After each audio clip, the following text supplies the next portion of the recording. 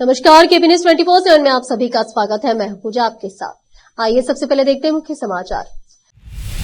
Bidar district वक्फ advisory committee के chairman व NSUI के नेशनल कोऑर्डिनेटर मोहम्मद फिरोज खान और डिस्ट्रिक्ट वक्फ अफसर शहजन ने बसपा कल्याण में मदरसा दारुल उलम फारूकिया का किया दौरा। मूडा मामले में कर्नाटक लोकायुक्त ने सौंपी 11,000 पन्नों की रिपोर्ट। 4 बैगों में दस्तावेज लेकर अदालत पहुंचे कर्मचारी। सिद्धरामैया के खिलाफ मूडा मामला राजनीति से प्रेरित, विपक्ष की छवि खराब करने की साजिश, बोले कर्नाटक के मंत्रीगण। रमजान 2025 में मुस्लिम सरकारी कर्मचारियों को 1 घंटा पहले घर जाने की इजाजत देने की सरकारी कर्मचारियों की मुख्यमंत्री सिद्धरामैया से अपील। 80 साल की उम्र में भी खेल के प्रति गजब का जुनून, देश विदेश में चमक रहे हैं दावणगेरे के कुरुशांतप्पा।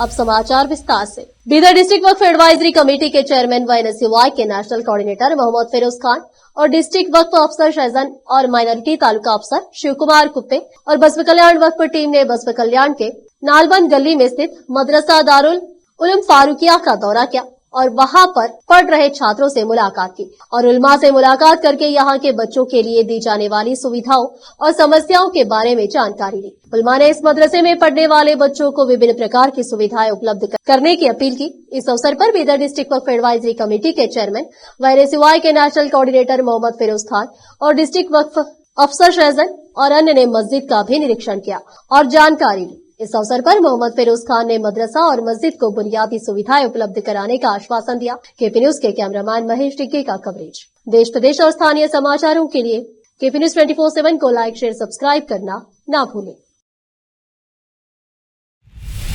कर्नाटक लोकायुक्त एसपी उदेश ने गुरुवार को मैसूर शहरी विकास प्राधिकरण मूडा घोटाले के मामले में 11,000 पन्नों की अंतिम रिपोर्ट सौंपी। अधिकारियों के मुताबिक लोकायुक्त कर्मी मूडा जांच से जुड़े दस्तावेजों के 4 बैग लेकर जनप्रतिनिधि अदालत लेकर पहुंचे। इस घटनाक्रम पर लोकायुक्त एसपी उदेश ने कहा कि जांच प्रक्रिया के अनुसार आगे बढ़ रही है। पेश किए गए दस्तावेजों जांच के लिए महत्वपूर्ण है। इससे पहले लोकायुक्त पुलिस ने शिकायतकर्ता स्नेहमयी कृष्णा को एक नोटिस जारी किया था, जिसमें कहा गया था कि मूडा धोखाधड़ी मामले में लगाए गए आरोपों सबूतों की कमी के कारण साबित नहीं किए जा सके। नोटिस में कहा गया कि स्नेहमयी कृष्णा की शिकायत में भारतीय दंड संहिता, भ्रष्टाचार निरोधक कानून और कर्नाटक जमीन अधिग्रहण कानून जैसे कई कानूनी प्रावधानों का जिक्र किया गया है। लेकिन सबूतों की समीक्षा करने के बाद यह नतीजा निकला कि 4 आरोपियों के खिलाफ लगाए गए आरोप या तो नागरिक प्रकृति के हैं या वे अपराध के दायरे से बाहर है या फिर कानूनी प्रावधानों की गलत व्याख्या पर आधारित है।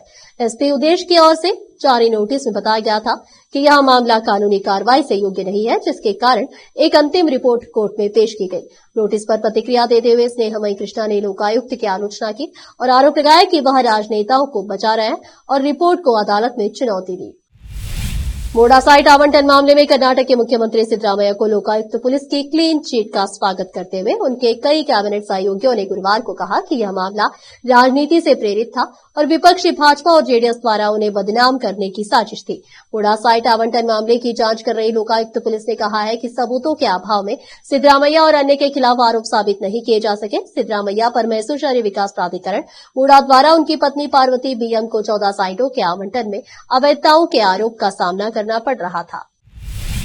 कर्नाटक के मुख्यमंत्री सिद्धरामैया ने मुस्लिम सरकारी कर्मचारियों को रमजान के महीने में रोजा रखने की सुविधा देने का अनुरोध किया गया है। रमजान का एक और मुस्लिम पवित्र महीना शुरू होगा। इस दौरान व्रत रखना मुख्य अनुष्ठान है।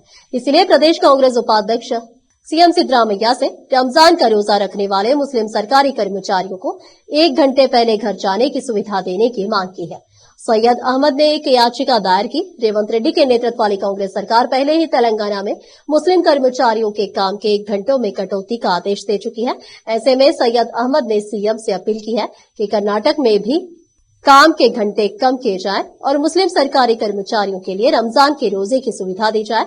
मुस्लिम सरकारी कर्मचारियों को रमजान के महीने में रोजा रखने की इजाजत देने के लिए सीएम सिद्धरामैया को एक अनुरोध पत्र सौंपा गया है। प्रदेश कांग्रेस उपाध्यक्ष वाई ने सीएम सिद्धरामैया से मुस्लिम सरकारी कर्मचारियों को शाम 5 बजे के बजाय 1 घंटे पहले यानी 4 बजे घर जाने की इजाजत देने को कहा है। सैयद अहमद ने अपील पत्र प्रस्तुत किया है।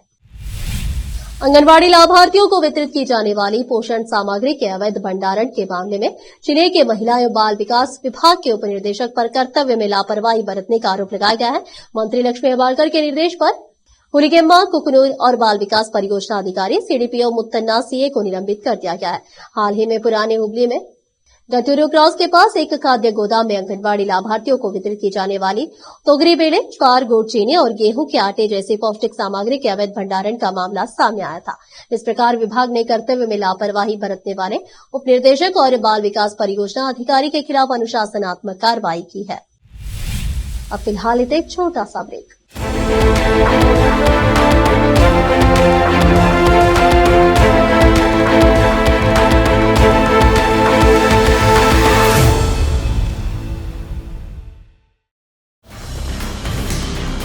हिंदुस्तान के हर कोने में हम हैं मौजूद। 24 घंटे हालात पर गहरी नजर, खबरों से जुड़े चुपते सवालात और आपको दिखाता है धार्मिक, सामाजिक, राजनीतिक, लोकल और इंटरनेशनल न्यूज की सबसे बेहतर कवरेज जो आपको रखती है हर पल बाखबर। देश और दुनिया भर की खबर के लिए देखते रहें केपी न्यूज 24/7।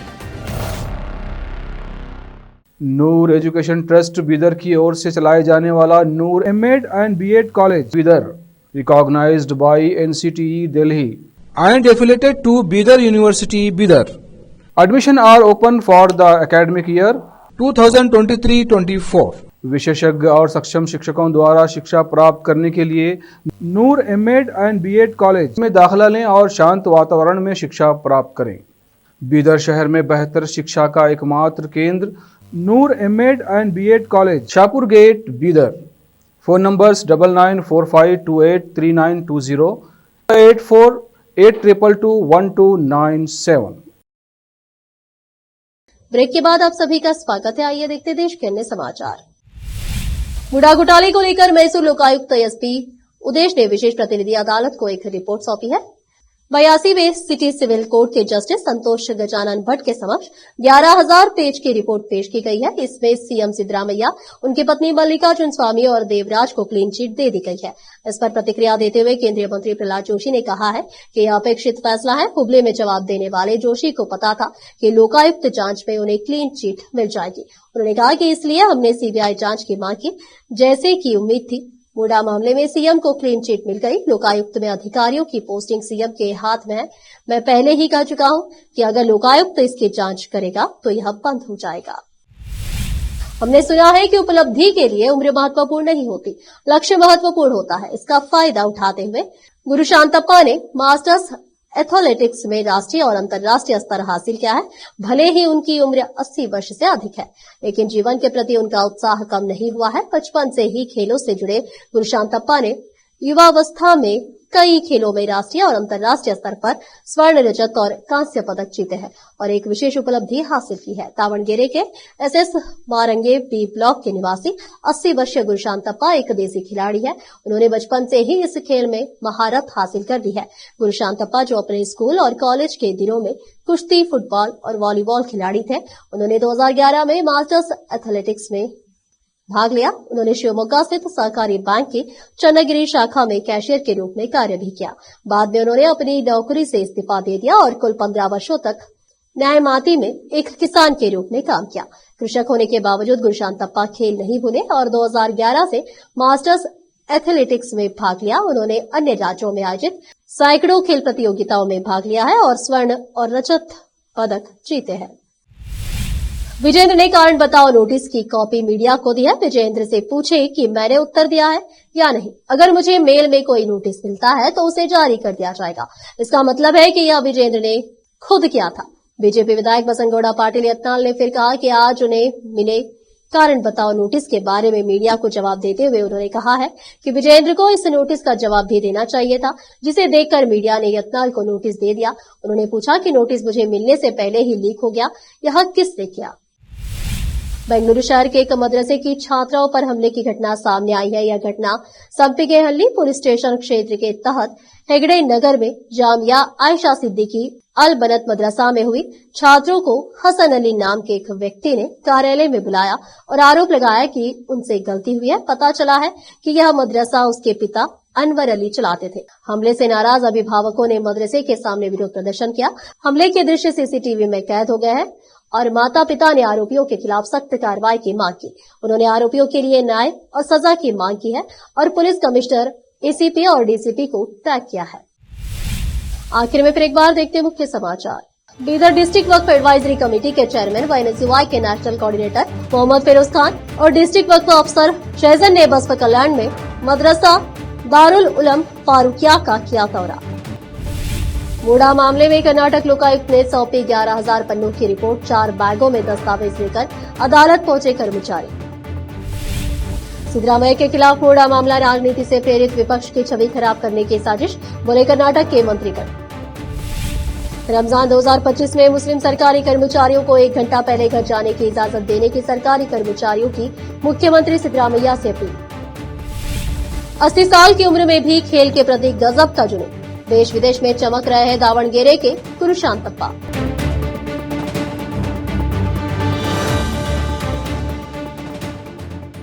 देश विदेश के समाचारों के लिए देखते रहिए आपका अपना चैनल केपी न्यूज 24/7। अधिक जानकारी के लिए चैनल को लाइक, शेयर, सब्सक्राइब करना ना भूलें। धन्यवाद। देश प्रदेश और स्थानीय समाचारों के लिए केपी न्यूज 24/7 को लाइक, शेयर एंड सब्सक्राइब जरूर करें।